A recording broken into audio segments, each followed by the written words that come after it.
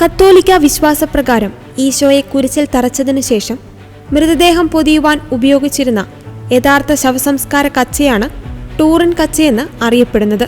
Turin ആവരണത്തിലെ രക്തം വിശകലനം ചെയ്യുന്ന ഒരു ഇറ്റാലിയൻ ഗവേഷകനിൽ നിന്നുള്ള ഒരു പുതിയ പഠനമാണ് ഇപ്പോൾ വാർത്താ പ്രാധാന്യം നേടിയിരിക്കുന്നത്. സുവിശേഷത്തിൽ വിവരിച്ചിരിക്കുന്നത് പോലെ യേശുക്രിസ്തുവിന്റെ പീഡാനുഭവത്തിന്റെയും കുരിശുമരണത്തിന്റെയും തെളിവ് ഈ പഠനത്തിൽ നിന്നും വ്യക്തമാകുന്നു. പാദുവ യൂണിവേഴ്സിറ്റിയിലെ മെക്കാനിക്കൽ തെർമൽ മെഷർമെന്റുകളുടെ പ്രൊഫസറായ ഗിയൂലിയോ ഫാൻഡിയാണ് ഈ പഠനം നടത്തിയത്. രക്തക്കറകളുടെ മൈക്രോസ്കോപ്പിക് വിശകലന പ്രകാരം യേശുക്രിസ്തുവിന്റെ ശാരീരിക അവസ്ഥകളെ കൃത്യമായി വിവരിക്കുന്നു. ഷ്രെഡ് ഓഫ് ടൂറിനെ കുറിച്ച് ഫാൻഡി 50-ലധികം പഠനങ്ങൾ നടത്തുകയും ബുക്കുകൾ എഴുതുകയും ചെയ്തിട്ടുണ്ട്. കുരിശിലെ മരണത്തിനു ശേഷം ക്രിസ്തുവിന്റെ ശരീരം പൊതിയുവാൻ ഉപയോഗിച്ചതായി വിശ്വസിക്കുന്നതാണ് ടൂറിൻ കച്ച. കഴിഞ്ഞ ഏതാനും ദശാബ്ദങ്ങളിൽ കാര്യമായ അക്കാദമിക് ചർച്ചകൾക്ക് വിഷയമായിരുന്നു ഇത്. എന്നാൽ ചിലർ ഇതിനെ തള്ളിക്കളയുകയും ചിലർ അംഗീകരിക്കുകയും ചെയ്തിരുന്നു.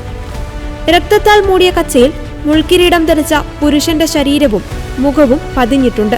ഇറ്റലിയിലെ ടൂറിനിലെ ഹോളി ഷ്രെഡ് ചാപ്പലിലാണ് ഇത് പ്രതിഷ്ഠിച്ചിരിക്കുന്നത്.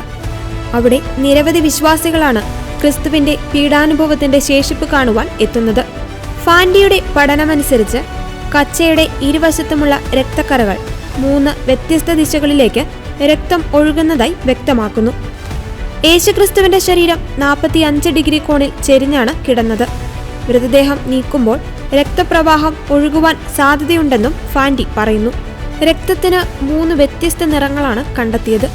കൂടാതെ പഠനമനുസരിച്ച് ക്രിയാറ്റിനിലായി അംഗീകരിക്കപ്പെട്ട രക്തങ്ങൾ കാണപ്പെടുന്ന നാനോ കോശങ്ങൾ യേശു അനുഭവിച്ച കഠിനമായ പീഡനവുമായി സാമ്യമുള്ളതാണ്.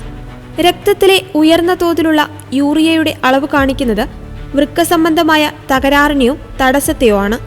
ഇത് ചമ്മട്ടിയടിയേറ്റതിനെയാണ് സൂചിപ്പിക്കുന്നത്. ഇതുമൂലം വൃക്കകൾക്ക് തകരാർ സംഭവിക്കുന്നതിന് കാരണമാകുന്നു.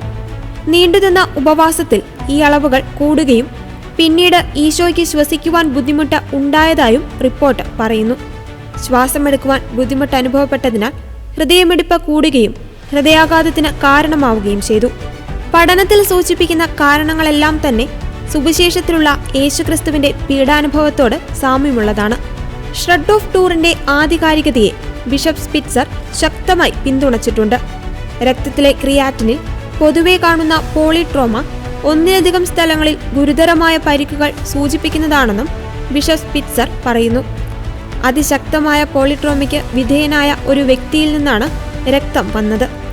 ആ മനുഷ്യൻ തീർച്ചയായും ശ്വസിക്കാൻ പാടുപെടുകയായിരുന്നു. പഠനത്തിലെ കണ്ടെത്തലുകൾ ഉദ്ധരിച്ച് ബിഷപ്പ് പറഞ്ഞു. സ്പിറ്റ്സർ പറയുന്നതനുസരിച്ച് രക്തത്തെളിവുകൾ യേശുവിന്റെ ക്രൂശിലെ അതുല്യമായ ക്രൂശീകരണത്തിലേക്ക് വിരൽ ചൂണ്ടുന്നു. ബാരിയിലെ നാഷണൽ റിസർച്ച് കൗൺസിലിൽ ഇറ്റാലിയൻ ഗവേഷകർ പ്രസിദ്ധീകരിച്ച 2022 വൈഡ് ആംഗിൾ എക്സ്റേ സ്കാറ്ററിംഗ് വഴിയായിരുന്നു വിശകലനം നടത്തിയത്. ലിബറാറ്റോ ഡി കരോയുടെ നേതൃത്വത്തിലായിരുന്നു ഗവേഷക സംഘം രൂപീകരിച്ചത്. ട്യൂറിൻ ആവരണത്തിന്റെ സാമ്പിളിൽ സെല്ലുലോസിന്റെ സ്വാഭാവിക വാർദ്ധക്യം പരിശോധിക്കുവാൻ വൈഡ് ആംഗിൾ എക്സ്റേ സ്കാറ്ററിംഗ് ആണ് ഉപയോഗിച്ചത്. കൂടാതെ 1988 കാർബൺ ഡേറ്റിംഗ് പഠനം വിശ്വസനീയമല്ലെന്ന് സ്പിറ്റ്സർ വിമർശിച്ചു. മലിനീകരണം കാർബൺ ഡേറ്റിംഗിനെ ബാധിക്കുമെന്നും ഗവേഷകർ ആവരണത്തിന്റെ വിവിധ ഭാഗങ്ങളിൽ നിന്ന് 1-ലധികം സാമ്പിളുകൾ എടുക്കുന്നതിന് പകരം ആവരണത്തിന്റെ ഒരു ചെറിയ ഭാഗത്തു നിന്ന് മെറ്റീരിയലുകൾ മാത്രമാണ് എടുത്തതെന്നും ആരോപിച്ചു. 1500കളിലെ തീപിടുത്തത്തിൽ ടൂറിൻ ആവരണത്തിന് കേടുപാടുകൾ സംഭവിച്ചതായും അക്കാലത്തെ മെറ്റീരിയലുകൾ ഉപയോഗിച്ച് നന്നാക്കിയതായും ബിഷപ്പ് പറഞ്ഞു. ഷ്രെഡ് ഓഫ് ടൂറിനിലെ മുദ്രയെ അടിസ്ഥാനമാക്കി യേശുക്രിസ്തുവിന്റെ മുഖം പുനർനിർമ്മിക്കുന്നതിനായി ആർട്ടിഫിഷ്യൽ ഇന്റലിജൻസ് ഉപയോഗിച്ച് സൃഷ്ടിച്ച ഒരു ചിത്രം ന്യൂയോർക്ക് പോസ്റ്റ് കഴിഞ്ഞയാഴ്ച പ്രസിദ്ധീകരിച്ചിരുന്നു.